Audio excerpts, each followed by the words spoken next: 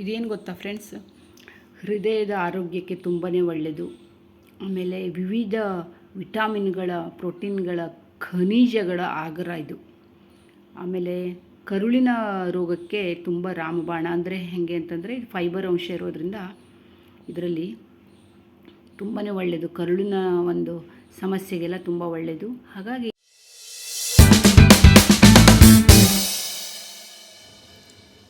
ಸ್ನೇಹಿತರೆ, ಇದು ಯಾವ ಹಣ್ಣು ಅಂತ ಗೊತ್ತಾ ನಿಮಗೆ? ಗೊತ್ತಿದ್ದರೆ ಹೇಳಿ ನೋಡೋಣ. ಇದು ನೀವು ಯೋಚನೆ ಮಾಡ್ತಿರ್ಬೋದು, ಇದು ನೀವೇ ಯೋಚನೆ ಮಾಡ್ತಾ ಇರುವಂಥ ಹಣ್ಣೆ ಡ್ರ್ಯಾಗನ್ ಫ್ರೂಟ್. ಡ್ರ್ಯಾಗನ್ ಫ್ರೂಟು ತುಂಬಾ ನಮ್ಮ ಒಂದು ಆರೋಗ್ಯಕ್ಕೆ ತುಂಬ ಒಂದು ಒಳ್ಳೆಯ ಹಣ್ಣು. ಇದರಿಂದ ಬಹಳಷ್ಟು ಉಪಯೋಗಗಳು ಇವೆ. ಇದನ್ನು ಕಟ್ ಮಾಡ್ತೀನಿ, ಯಾವ ಥರ ಇರುತ್ತೆ ಅಂತ ನೋಡೋಣ. ವಿಟಮಿನ್ ಸಿ, ಆ್ಯಂಟಿ ಆಕ್ಸಿಡೆಂಟ್ ಹಾಗೂ ಫೈಬರ್ನಿಂದ ತುಂಬಿಕೊಂಡಿರುವಂಥ ಮತ್ತು ನೀರಿನ ಅಂಶ ಇದರಲ್ಲಿ ಹೇರಳವಾಗಿರೋದ್ರಿಂದ ಇದು ಬಹಳಷ್ಟು ಒಳ್ಳೆಯದು ನಮ್ಮ ಶರೀರಕ್ಕೆ. ಇದು ನಾವೆಲ್ಲ ಮೊದಲು ಅನ್ಕೋತಿದ್ವಿ ಇದೆಲ್ಲ ಶ್ರೀಮಂತರ ಹಣ್ಣು, ಇದರಿಂದ ನಾವು ಇದೆಲ್ಲ ತಿನ್ನೋದು ಕಷ್ಟ ಆಗ್ಬೋದು ಅಂತ. ಹಾಗೇನೂ ಇಲ್ಲ, ಇದು ಎಲ್ಲರೂ ತಿನ್ನಬಹುದು. ಶ್ರೀಮಂತರ ಹಣ್ಣು, ಬಡವರ ಹಣ್ಣು ಅಂತ ಏನಿಲ್ಲ. ನಮಗೂ ಅದು ಒಂದು ತಲೆಯಲ್ಲಿ ಇದರಲ್ಲಿ ನೋಡಿ 2 ಥರದ್ದಿರುತ್ತೆ. ಇದು ಒಂಥರ ಪಿಂಕ್ ಕಲರು, ಈ ಥರ ಪಿಂಕ್ ಕಲರ್ ಇದೆ. ಇದು ಒಳ್ಳೆ ಬೀಟ್ರೂಟ್ ಕಲರ್ ಇದೆ ತುಂಬ. ನೋಡಿ, ಇದು ವೈಟ್ ಬ್ಲಡ್ ಸೆಲ್ಲು ಅಂದರೆ ರೋಗ ನಿರೋಧಕ ಶಕ್ತಿಯನ್ನು ತುಂಬಾ ಹೆಚ್ಚಿಗೆ ಮಾಡುತ್ತೆ ಅಂತ ಹೇಳ್ತಾರೆ. ಹಾಗೂ ಫೈಬರ್ ಅಂಶ ಇರೋದರಿಂದ ಇದರಲ್ಲಿ ಮಲಬದ್ಧತೆ ಆಗೋದನ್ನು ಇದು ತಡೆಗಟ್ಟುತ್ತದೆ. ಇದನ್ನು ನಾನು ಹೀಗೆ ಕಟ್ ಮಾಡ್ತೀನಿ.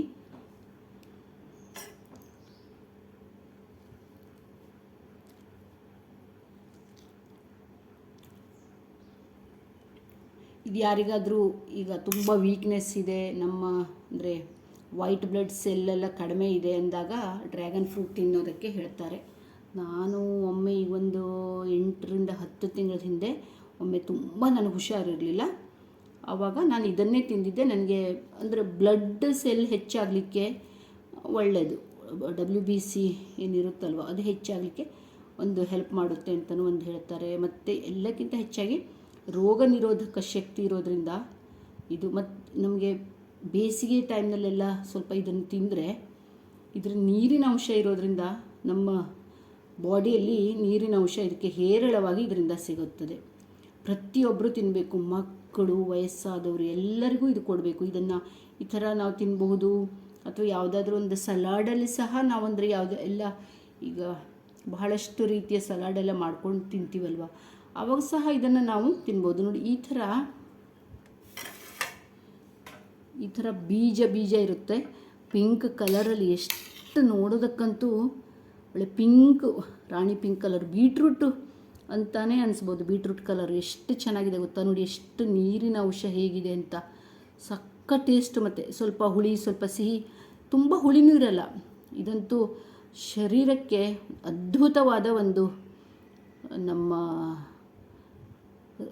ಬಾಡಿಯಲ್ಲಿ ಇಮ್ಯುನಿಟಿ ಬೂಸ್ಟರ್ ಅಂತಲೇ ಹೇಳ್ಬೋದು. ಇಮ್ಯುನಿಟಿಯನ್ನು ಹೆಚ್ಚು ಮಾಡಲಿಕ್ಕೆ ಇದು ತುಂಬಾ ಸಹಾಯ ಮಾಡುತ್ತದೆ ಅಂತ ಹೇಳ್ತಾರೆ. ನನ್ನ ವಿಡಿಯೋದಲ್ಲಿ ಕಾಣಿಸ್ತಾ ಇದೆ ಅಂದ್ಕೊಂಡಿದ್ದೀನಿ.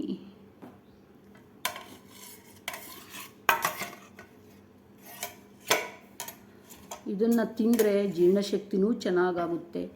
ಮತ್ತು ನೀವು ಎಲ್ಲ ಹಣ್ಣುಗಳನ್ನು ಆವ ಸೀಸನ್ನಲ್ಲಿ ಬಂದಿರೋದನ್ನು ತಿಂದುಬಿಡಬೇಕು ಫ್ರೆಂಡ್ಸ್. ನಾವು ಆ ಹಣ್ಣು ತಿನ್ನಬಾರ್ದು, ಈ ಹಣ್ಣು ತಿನ್ನಬಾರ್ದು ಅಂತ ಯಾವತ್ತೂ ಅನ್ಕೋಬಾರ್ದು. ಎಲ್ಲ ಹಣ್ಣು ತಿನ್ನಬೇಕು. ಇದು ಎಷ್ಟು ಗೊತ್ತಾ? ಕಾಸ್ಟ್ಲಿ ಅಂತ ತುಂಬ ಕಾಸ್ಟ್ಲಿ ಏನೂ ಅಲ್ಲ. ಇದು ನಮಗನ್ಸುತ್ತೆ ಅವಕಾಡೋ, ಡ್ರ್ಯಾಗನ್ ಫ್ರೂಟ್ ಇದೆಲ್ಲ ನಾವು ತಿನ್ನುವಂಥ ಹಣ್ಣು ಅಲ್ಲ ಅಂತ. ಇದು ಫಾರಿನ್ ಫ್ರೂಟು, ಅಂದರೆ ಫಾರಿನ್ನಿಂದ ಬಂದಿರೋದು ಅಂತ ತುಂಬ ಕಾಸ್ಟ್ಲಿ ಅಂತ ಅನ್ಕೋತೀವಿ. ಬಟ್ ಅಷ್ಟೇನು ಕಾಸ್ಟ್ಲಿ ಅಲ್ಲ. ಒಂದು ಹಣ್ಣಿಗೆ 70-75 ಏನೋ ಇದೆ. ಕೆಲವೊಮ್ಮೆ 50-60 ರೂಪಾಯಿಗೂ ಸಿಗುತ್ತೆ. KGಗೆ 3 ಹಣ್ಣು ಬಂದಿತ್ತು, 200 ರೂಪಾಯಿಗೆ 1 kg. ಅಷ್ಟೇನು ಕಾಸ್ಟ್ಲಿ ಇಲ್ಲ ನೋಡಿ. 3 ಹಣ್ಣು ಬಂದಿತ್ತು. ಈಗ ಆ್ಯಪಲ್ಲು ನಾವು ತರಲಿಕ್ಕೆ ಹೋದರೆ ಅದು 200-250 ರೂಪಾಯಿ ಇದ್ದೇ ಇರುತ್ತೆ ಅಲ್ವಾ. ನೀವು ಯಾವುದೇ ಒಂದು ರೂಪದಲ್ಲಿ ಇದನ್ನು ತಿನ್ಬೋದು. ಇದು ನೀವು ಬೇಕಾದರೆ ಇದನ್ನು ಮಿಲ್ಕ್ ಶೇಕಲ್ಲಿ, ಅಂದರೆ ಆ ಥರ ಶೇಕ್ ಮಾಡಿಕೊಂಡು ಆ ಥರನೂ ಕುಡಿಬಹುದು. ಮಿಲ್ಕ್ ಶೇಕಿಗೆ ಹಾಕ್ಕೊಂಡು ಅಥವಾ ಈ ಥರ ತಿನ್ನಬಹುದು. ಒಳ್ಳೆ ಒಂದು ನಮ್ಮ ಬಾಡಿಗೆ ತುಂಬ ನೋಡಿ ಎಷ್ಟು ಪಿಂಕ್ ಕಲರ್ ಜ್ಯೂಸ್ ಥರ ಇದೆ ಅಲ್ವಾ, ಕಲರ್ ಇದು. ಈಗ ಹಾಲಿಗೆ ಹಾಕ್ಕೊಂಡು ಇದನ್ನು ಹಿಂಗೆ ಮಿಕ್ಸ್ ಮಾಡ್ಕೊಂಡು ಕುಡಿದ್ರೆ ಒಳ್ಳೆ ಸ್ಟ್ರಾಬೆರಿ ಮಿಲ್ಕ್ ಶೇಕ್ ಕಂಡಂಗೆ ಕಾಣಿಸುತ್ತೆ ಇದು. ಎಲ್ಲಕ್ಕಿಂತ ಹೆಚ್ಚಾಗಿ ನನಗೆ ಇದೇ ಥರ ಹಿಂಗೇ ತಿನ್ನೋದಿಷ್ಟ, ನಾನು ಬೇರೆ ಯಾವ ರೀತಿಯಲ್ಲೂ ತಿನ್ನಲ್ಲ. ಎಲ್ಲಕ್ಕಿಂತ ಇದು ಮತ್ತು ವೇಟನ್ನು ಒಂದು ಕಂಟ್ರೋಲಲ್ಲಿ ಇಡುತ್ತೆ ಅಂತಲೂ ಹೇಳ್ತಾರೆ. ಪ್ರತಿದಿನ ಇದ್ರ ತಿಂದರೆ ವೇಟು ಸಹ ಹೆಚ್ಚಾಗಲ್ಲ. ಕೆಲವೊಂದು ಇದರಲ್ಲಿ ನಾನು ಓದಿದ್ದೀನಿ, ಎಲ್ಲೆಲ್ಲೋ ನೋಡಿದ್ದೀನಿ, ಇದು ಕ್ಯಾನ್ಸರ್ ಸೆಲ್ಸನ್ನು ಸಹ ಕಂಟ್ರೋಲಲ್ಲಿ ಇಡುತ್ತೆ, ಅಂದರೆ ಕ್ಯಾನ್ಸರ್ ಬರೋದನ್ನು ಸಹ ಕಂಟ್ರೋಲಲ್ಲಿ ಇಡುತ್ತೆ ಅಂತಲೂ ಕೇಳಿದ್ದೀನಿ. ಅದೇನು ನನಗೆ ಗೊತ್ತಿಲ್ಲ ಅಷ್ಟೇನು, ನಾನು ಅದ್ರ ಬಗ್ಗೆ ಏನೂ ಹೇಳಲ್ಲ. ಆದರೆ ನನಗೆ ಅನುಭವ ಆಗಿರೋದು ಇದು. ಒಂದು ಸರಿ ನನಗೆ ತುಂಬಾ ವೀಕ್ನೆಸ್ ಆಗಿತ್ತು. ಆವಾಗ ಕಂಟಿನ್ಯೂಸ್ ಆಗಿ ನಾನು ಒಂದು 3-4 ದಿನ ಈ ಹಣ್ಣನ್ನು ತಿಂದಿದ್ದೆ. ಪ್ರತಿದಿನ ಒಂದು ಹಣ್ಣು ಅಥವಾ ಅರ್ಧ ಹಣ್ಣು ತಿಂತಾಯಿದ್ದೆ. ನನಗಂತೂ ತುಂಬಾ ಇಮ್ಯುನಿಟಿ ಸಿಕ್ಕಿದೆ. ಅಂದರೆ ಇದರಿಂದ ನಮ್ಮ ದೇಹದಲ್ಲಿ ಬೇಕಾಗುವ ರಕ್ತ ಕಣಗಳು ಜಾಸ್ತಿ ಆಗುತ್ತವೆ, ಇದರಿಂದ ಬ್ಲಡ್ ಸೆಲ್ಸ್ ಹೆಚ್ಚಾಗುತ್ತವೆ ಮತ್ತು ರೋಗ ನಿರೋಧಕ ಶಕ್ತಿ ಹೆಚ್ಚಾಗಿ ನಮ್ಮಲ್ಲಿ ಒಂದು ಎನರ್ಜಿಯನ್ನು ಇದು ಇನ್ಸ್ಟಂಟ್ ಎನರ್ಜಿ ಕೊಡುತ್ತೆ. ಎನರ್ಜಿ ಬೂಸ್ಟರ್ ಇದು. ತುಂಬ ಒಂದು ರೀತಿಯ ಒಳ್ಳೆ ಫ್ರೂಟು. ಖಂಡಿತ ಯಾರು ಈ ಹಣ್ಣನ್ನು ಮಾರ್ಕೆಟಲ್ಲಿ ಸಿಕ್ತು ಅಂದರೆ ಬಿಡಬೇಡಿ. ನಮಗಿಲ್ಲಿ ತುಂಬಾ ಸಿಗುತ್ತೆ. ಹಾಗಾಗಿ ನಾನು ಆವಾಗ ತರ್ತಾ ಇರ್ತೀನಿ. ತಿಂಗಳಿಗೆ ಒಂದು 2-3 ಸರಿ ಆದರೂ ನಮ್ಮಲ್ಲಿ ಈ ಹಣ್ಣು ತರ್ತೀವಿ. ಒಳ್ಳೆ ಒಂದು ಫ್ರೂಟು. ಖಂಡಿತ ಎಲ್ಲರೂ ತಿನ್ನಬೇಕು, ಮಕ್ಕಳಿಂದ ಹಿಡಿದು ವಯಸ್ಸಾದವರು. ಈಗ ನಾವು ಈಗಿನ ಒಂದು ಆಹಾರ ಪದ್ಧತಿಯಲ್ಲಿ ಎಲ್ಲದೂ ಒಂಥರ ಕೃತಕ ಆಹಾರ, ಅಂದರೆ ಕೆಮಿಕಲ್ಸ್ ತುಂಬಿಕೊಂಡಿರುವಂಥ ಆಹಾರ ನಾವು ಜಾಸ್ತಿ ನಮ್ಮ ಹೊಟ್ಟೆಲಿ ಹೋಗ್ತಾ ಇದೆ ಅಲ್ವಾ. ಸೊ ಇಂಥ ಹಣ್ಣುಗಳನ್ನು ಆವಾಗವಾಗ ತಂದು ತಿಂತಾಯಿದ್ರೆ ಇನ್ನೂ ಒಳ್ಳೆಯದು. ಇದಕ್ಕೆ ನೀವು ಯಾವ ಥರ ಬೇಕಾದರೂ ತಿನ್ಬೋದು ನೀವು. ಹೀಗೆ ತಿನ್ನಬೇಕು ಅಂತಿಲ್ಲ. ನಾನಂತೂ ಇದೇ ಥರ ಸ್ಪೂನಲ್ಲಿ ತಿಂದ್ಬಿಡ್ತೀನಿ, ಇಲ್ಲ ಫೋರ್ಕಲ್ಲಿ ಇಟ್ಕೊಂಡು ತಿಂದ್ಬಿಡ್ತೀನಿ. ನೋಡಿ ಈ ಥರ ಒಂದು ಹಣ್ಣನ್ನು ಪೀಸನ್ನು ಹಿಂಗೆ ಮಾಡಿ ತಿಂದರೆ ಎಷ್ಟು ಚೆನ್ನಾಗಾಗುತ್ತೆ. ನಾನಿವತ್ತು ಟೇಬಲ್ ಮೇಲೆ ಇಟ್ಕೊಂಡು ಇದು ಮಾಡಿರೋದ್ರಿಂದ ಕ್ಯಾಮ್ರಾದಲ್ಲಿ ಎಷ್ಟು ಕರೆಕ್ಟಾಗಿ ಬಂದಿದೆಯೋ ಇಲ್ಲೋ ಗೊತ್ತಿಲ್ಲ. ನೋಡಿ ಸಖತ್ತಾಗಿದೆ. ಟೇಸ್ಟು ಸಹ ಇಷ್ಟ ಆಗುತ್ತೋ ಇಲ್ವೋ ಒಬ್ಬೊಬ್ಬರಿಗೆ ಗೊತ್ತಿಲ್ಲ. ನನಗೆ ಫಸ್ಟ್ ಟೈಮ್ ತಿಂತಾ ಇರುವಾಗ ಒಂಥರ ಹೆಂಗೋ ಅನ್ನಿಸ್ತಾ ಇತ್ತು. ಆದರೆ ಆಮೇಲೆ ಈಗ ಇಷ್ಟ ಆಗುತ್ತೆ. ಸ್ವಲ್ಪ ಒಂಥರ ಹುಳಿ ಸ್ವೀಟ್ ಈ ಥರ ಎಲ್ಲ ಇರುವಂಥ ಒಂದು ಭಾಳ ಟೇಸ್ಟ್ ಇರುತ್ತೆ ಅಂತಲ್ಲ, ಟೇಸ್ಟ್ಗಿಂತ ಕೆಲವೊಂದು ನಮ್ಮ ಹೆಲ್ತ್ಗೋಸ್ಕರ ನಾವು ತಿನ್ನಬೇಕು ಫ್ರೆಂಡ್ಸ್. ನಿಮಗೂ ಇಷ್ಟ ಆಗಿದೆ ಅಂದ್ಕೊಂಡಿದ್ದೀನಿ. ಈ ಥರದ್ದು ನೀವು ಎಲ್ಲಾದರೂ ಡ್ರ್ಯಾಗನ್ ಫ್ರೂಟ್ ಸಿಕ್ಕಿದರೆ ಖಂಡಿತ ಬಿಡಬೇಡಿ, ತಂದ್ಕೊಂಡು ತಿನ್ನಿ. ಕಾಸ್ಟ್ಲಿ ಅಂತ ಯೋಚನೆ ಮಾಡಬೇಡಿ.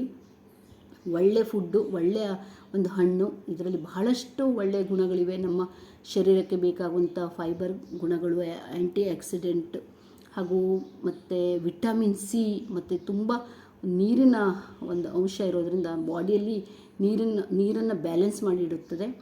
ಹಾಗಾಗಿ ಇದನ್ನು ನೀವು ಸಹ ಉಪಯೋಗಿಸ್ರಿ. ಮನೆ ಮಂದಿಗೆಲ್ಲ ಕೊಡಿ. ರೋಗ ನಿರೋಧಕ ಶಕ್ತಿ ಇದರಿಂದ ಹೆಚ್ಚಾಗುತ್ತೆ. ರೋಗ ಮುಕ್ತರಾಗಿರಿ. ಇದನ್ನೆಲ್ಲ ಇಂಥ ಹಣ್ಣನ್ನು ಖಂಡಿತ ತಿಂತಾನೇ ಇರಬೇಕು, ಅಂದರೆ ಆವಾಗ ತಿಂತಾ ಇರಬೇಕು ಅಂತ ನಾನು ಹೇಳ್ತೀನಿ. ಹೇಗೆ ಅನ್ನಿಸ್ತು ಅಂತ ಹೇಳಿ. Thank you friends. ಮತ್ತೆ ಸಿಗೋಣ ಇನ್ನೊಂದು ವಿಡಿಯೋದೊಂದಿಗೆ.